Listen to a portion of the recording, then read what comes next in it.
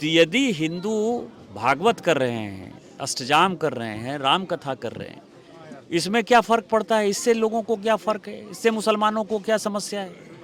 और यदि इससे मुसलमानों को समस्या है तो ये देश एक खतरनाक मोड़ पर है। जिस तरह से 19 साल के बच्चे को जो है मारा गया है और जो बताया जा रहा है कि बबूल के पेड़ पर जो है उसकी लाश लटकी हुई नज़र आई, मतलब आप समझिए कि मरने के बाद भी उसको, बबूल का पेड़ तो हमेशा कांटे का पेड़ है ना, यदि उसके मन में जो है बुरा भाव नहीं होता, मर्डरर के भाव में यदि उसकी हत्या नहीं होती तो आम के पेड़ से लटका देता या और किसी पेड़ से लटका देता। बबूल के पेड़ से लटकाने का मतलब ये है कि उसको फिर कांटे से उठाकर लेके गया और उसको वहाँ से नीचे गिरा दिया।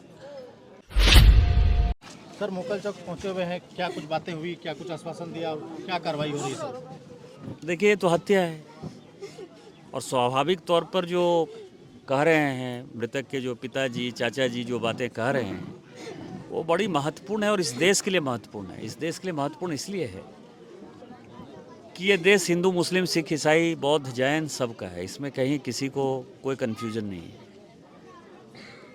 और भारत का संविधान ये हमको अधिकार देता है कि हम अपने धर्म का पालन करें, हम अपने धर्म की रक्षा करें, हम अपना धार्मिक कार्य करें। तो यदि हिंदू भागवत कर रहे हैं, अष्टजाम कर रहे हैं, राम कथा कर रहे हैं, इसमें क्या फ़र्क पड़ता है? इससे लोगों को क्या फ़र्क है? इससे मुसलमानों को क्या समस्या है? और यदि इससे मुसलमानों को समस्या है तो ये देश एक खतरनाक मोड़ पर है। जिस तरह से 19 साल के बच्चे को जो है मारा गया है और जो बताया जा रहा है कि बबूल के पेड़ पर जो है उसकी लाश लटकी हुई नज़र आई, मतलब आप समझिए कि मरने के बाद भी उसको, बबूल का पेड़ तो हमेशा कांटे का पेड़ है ना, यदि उसके मन में जो है बुरा भाव नहीं होता, मर्डरर के भाव में यदि उसकी हत्या नहीं होती तो आम के पेड़ से लटका देता या और किसी पेड़ से लटका देता। बबूल के पेड़ से लटकाने का मतलब ये है कि उसको फिर कांटे से उठाकर लेके गया और उसको वहाँ से नीचे गिरा दिया। इस तरह की बातें नहीं चलेगी। ये गोड्डा लोकसभा है, मोदी जी का राज है। और यदि किसी को यदि लगता है कि हिंदुओं को प्रताड़ित करके, क्योंकि मैंने कई एक बार कहा है कि हमारा जो महागामा प्रखंड है, बसंतराय प्रखंड है, सोनाराय ठारी प्रखंड है, मरगो मुंडा प्रखंड है और मधुपुर शहर है, वो धीरे धीरे उसकी डेमोग्राफी चेंज हो रही है और उसमें जो मुस्लिम आबादी है वो हिंदुओं को प्रताड़ित कर रही है। उसको प्रताड़ित नहीं करना। यदि प्रताड़ित करके उसको लगता है कि हिंदुओं को भगा देंगे तो वो बड़े गलतफहमी के शिकार हैं। मुझे लगता है कि ये जितने अपराधी हैं, अपराधी सलाखों के पीछे जाएंगे यदि पुलिस अच्छे से एक्शन लेगी। अभी आपने देखा कि मैंने एसपी से, डीएसपी से और थाना प्रभारी तीनों से हमने बात किया है। तीनों को हमने फोल्डेड हैंड से रिक्वेस्ट किया है कि इसकी जांच जो है आप बढ़िया से करिए। यदि ये जांच नहीं होगी बढ़िया से तो इस जांच में हम एनआईए का भी सहारा लेंगे कि हो सकता है कि बांग्लादेशी घुसपैठिए यहाँ आकर बसंतराय में बसे हुए हों और वो जो है अपराध को बढ़ावा दे रहे हों, तो ये काम जो है नेशनल, ये इसी एफआईआर को हम कन्वर्ट करा देंगे एनआईए में। और जब एनआईए में कन्वर्ट हो जाएगा तब बसंतराय, महगामा और सोनाराय ठाड़ी और मरगो मुंडा के जितने लोग हैं उनके लिए समस्या पैदा हो जाएगी। इसीलिए ये जांच प्रॉपर हो, सलाखों के पीछे कैसे जाए, अपराधी को फांसी की सज़ा कैसे हो, इसकी पूरी व्यवस्था करेंगे। हम इस परिवार के साथ हैं। हम व्यक्तिगत तौर पर यहाँ आए थे, जो भी मेरे से आर्थिक सहायता हुई वो आर्थिक सहायता मैंने दी, लेकिन इसका केस मैं खुद से लड़ूंगा। सर परिवार वाले पक्ष बोल रहे हैं लोग डरे हुए हैं, इसको लेकर के? किसी को डरने की आवश्यकता नहीं है। यहाँ मैं पिछले 15-16 साल से सांसद हूँ और मैंने जो है हमेशा ये सोचा है, हमेशा ये देखा है कि मैंने बसंतराय जैसे जगह में भी दंगा नहीं होने दिया है। इसका मतलब ये नहीं है कि हिंदू कहीं से कमज़ोर है।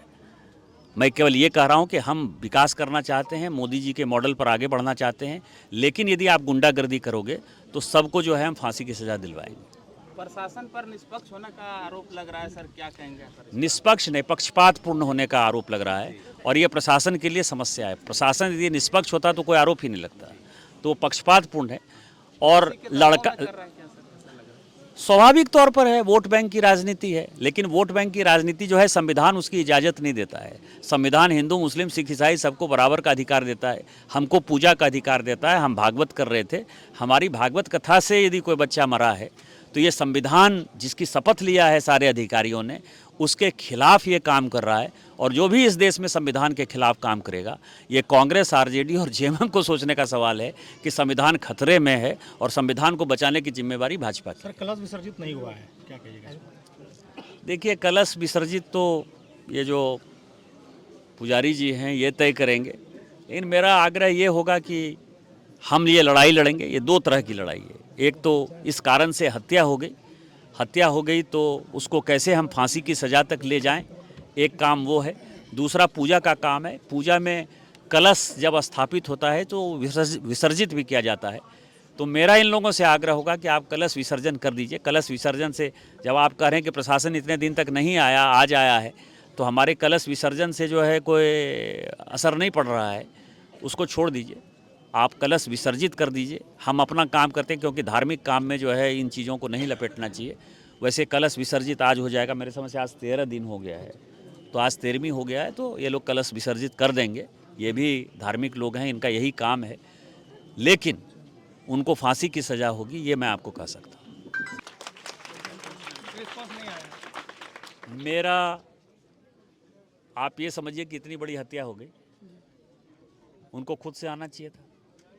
यदि नहीं आ रहे हैं तो वो किस वोट बैंक की राजनीति के कारण नहीं आ रहे हैं, ये सोचने वाली बात है। मुझे बोलने की आवश्यकता थोड़े है, लेकिन ये बात फैक्ट है कि जब भारतीय जनता पार्टी का एक भी कार्यकर्ता यहाँ मौजूद है, भारतीय जनता पार्टी का मूल सिद्धांत जो है इस देश की यूनिटी और इंटीग्रिटी है।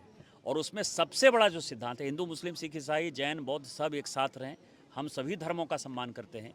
लेकिन जहाँ कहीं भी हिंदू पर किसी भी प्रकार का अत्याचार होगा, किसी प्रकार की परेशानी होगी, जब तक इस भारत में भारतीय जनता पार्टी का एक भी कार्यकर्ता मौजूद है, वो उसकी लड़ाई लड़ेगा। जिनको वोट बैंक की राजनीति करनी है वो वोट बैंक की राजनीति करें।